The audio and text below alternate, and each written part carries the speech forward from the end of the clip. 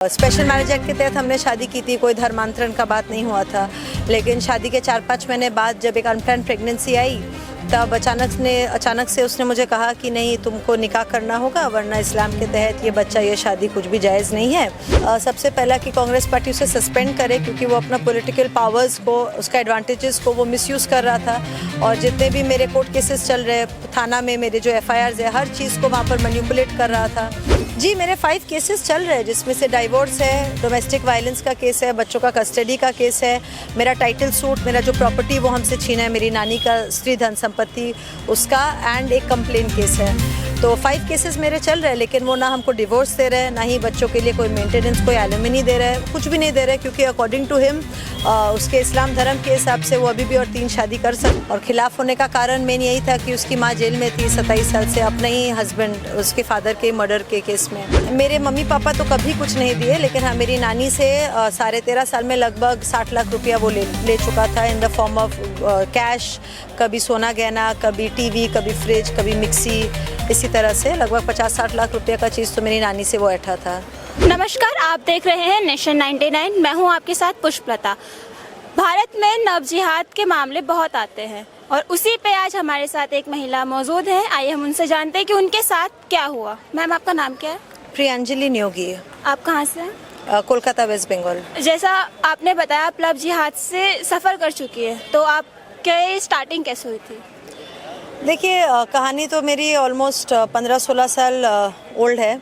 मेरी शादी जब हुई थी तब हम 19 साल के थे, और पहले स्पेशल मैरिज एक्ट के तहत शादी हुई थी, क्योंकि जब पता चला कि इमरान मुस्लिम है तो और हम हिंदू हैं, तो यही बात हुआ था कि नहीं, उसने मुझे कहा था कि नहीं, तुम अपना धर्म पालन करना, हम अपना धर्म पालन करेंगे।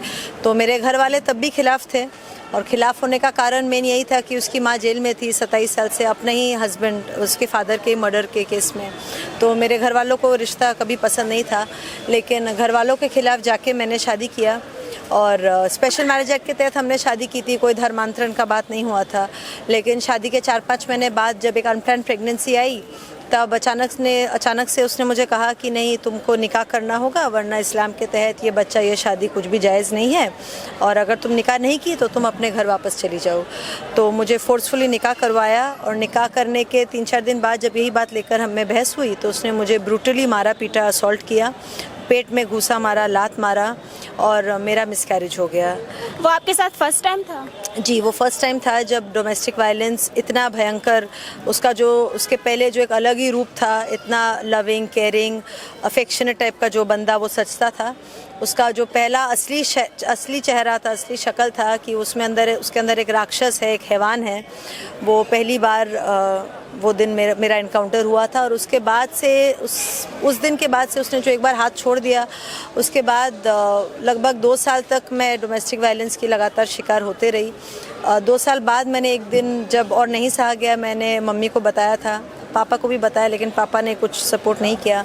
मम्मी ने थोड़ा सपोर्ट किया, मम्मी ने आके इमरान से बात किया, तो तब वो एज़ यूजुअल नाटक किया कि नहीं और नहीं होगा, गलती हो गया था, मैं गुस्सा में था, वगैरह वगैरह। लेकिन 2013 में मेरा पहला बेटा हुआ, तो यही सोचे कि हो सकता है बच्चा होने के बाद जो लोग थोड़े अग्रेसिव होते हैं, वो लोग थोड़े से सॉफ्ट हो जाते हैं। लेकिन इमरान का तो खून में ही था अग्रेशन, वायलेंस, जैसे उसकी माँ थी वैसे ही वो है। तो बच्चे होने के बाद भी, मेरा पहला बेटा हुआ 2013 में, दूसरा बेटा हुआ 2016 में, बच्चों के सामने मुझे मारना, बच्चों के सामने गाली गलौज करना, मुझे पीटना। ऑलमोस्ट ये आपके साथ कितनी बार हो चुका है? गिनती तो भूल चुकी हूँ, लेकिन कई साल तक हुआ है। डाउरी का मांग स्टार्ट होने लगा। जो लड़का पहले कहता था कि मुझे सिर्फ तुम चाहिए, तुम्हारे अलावा कुछ नहीं चाहिए, शादी के 7-8 महीने बाद उसको फ्रिज से, टीवी से, माइक्रोवेव से, कभी कैश पैसे, उसके इतने मांग आने लगे। ऑलमोस्ट कितना डायरी पे चला गया है?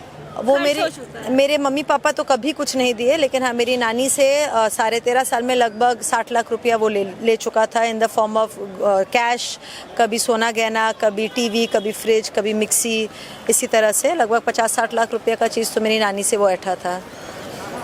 मतलब शादी से पहले आपका ये रिलेशनशिप कितना रहा?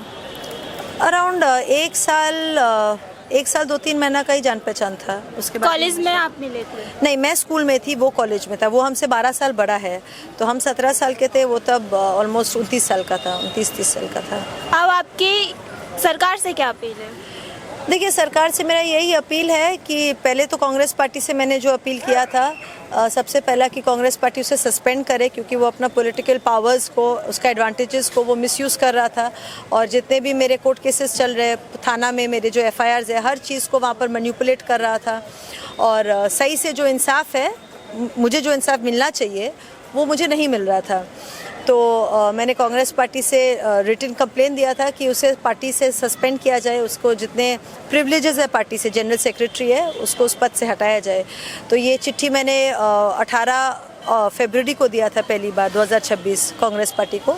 लेकिन कल शाम को मैंने देखा कि अल्टीमेटली ये जो 4 महीना 10 दिन से मेरा जो लगातार कोशिश मेरा चल रहा था, ये जो लड़ाई मैं अकेले लड़ रही हूँ, कल जाके थोड़ी बहुत मुझे सफलता नज़र आई कि कांग्रेस पार्टी ने एक लेटर दिया है अपने वेबसाइट पे, जहाँ पर उन्होंने उसको सस्पेंड किया है जनरल सेक्रेटरी के पद से और प्राइमरी पार्टी मेंबरशिप से। और उसका कारण भी वही है कि conduct, bad behaviour, going against party constitution.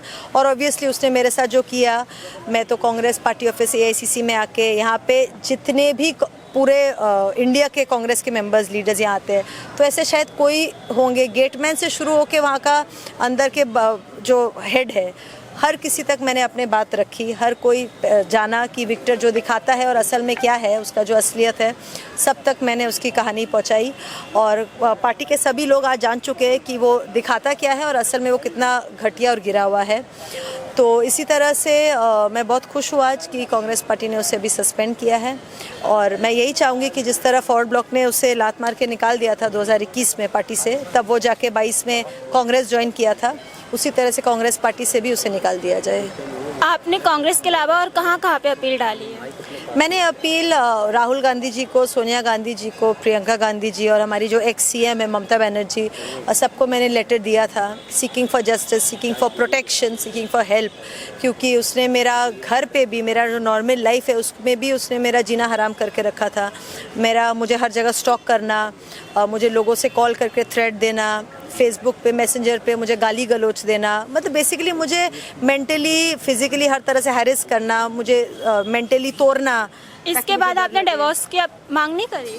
जी, मेरे 5 केसेस चल रहे हैं, जिसमें से डाइवोर्स है, डोमेस्टिक वायलेंस का केस है, बच्चों का कस्टडी का केस है, मेरा टाइटल सूट, मेरा जो प्रॉपर्टी वो हमसे छीना है, मेरी नानी का स्त्री धन संपत्ति उसका, एंड एक कंप्लेन केस है। तो 5 केसेस मेरे चल रहे हैं। लेकिन वो ना हमको डिवोर्स दे रहे हैं, ना ही बच्चों के लिए कोई मेंटेनेंस, कोई एलिमनी दे रहे हैं, कुछ भी नहीं दे रहे, क्योंकि अकॉर्डिंग टू हिम उसके इस्लाम धर्म के हिसाब से वो अभी भी और 3 शादी कर सकता है।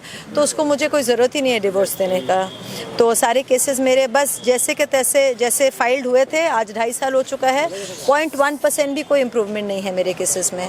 जो आपके हस्बैंड हैं, उनका आपके अलावा भी कहीं मेंटल अफेयर चल रहा है? जी, मेरे बच्चे होने के बाद ही मेरा, हमसे जब वो फिज़िकली उसका सब मन भर गया था, तभी से उसका एक्स्ट्रा मैरिटल अफेयर्स बहुत स्टार्ट हुए।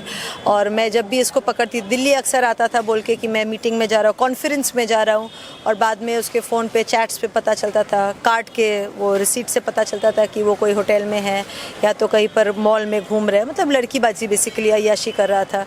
तो पूछने पर उल्टा या तो मुझे डराता धमकाता, नहीं तो उल्टा मुझी पर वो मारपीट, मतलब मुझे टॉर्चर करता। तो ये सब तो चल ही रहा था।